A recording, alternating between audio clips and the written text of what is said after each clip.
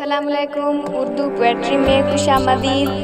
हस्बे मामूल तमाम नए आने वाले दोस्तों से गुजारिश है कि अगर आपने अभी तक हमारे चैनल सब्सक्राइब नहीं किया तो सब्सक्राइब कर लें और घंटी पर क्लिक करें और ऑल नोटिफिकेशन ऑन कर लें। तो चलते हैं अपने आज के टॉपिक की तरफ।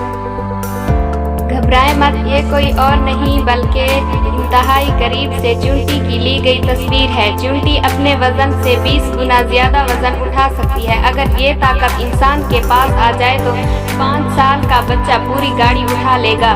चुंटी के 12,000 से ज्यादा अक़साम दराफ्त हो चुकी हैं। चुंटी के फेफड़े नहीं होते ये सांस कैसे लेती है? इसके जिस्म में छोटे छोटे सुराग होते हैं जिनके जरिए ऑक्सीजन अंदर जाती है और कार्बन डाइऑक्साइड बाहर आ जाती है। चुंटी के कान नहीं होते तो ये सुनती कैसे है? जमीन पे होने वाली वाइब्रेशन को महसूस करती है।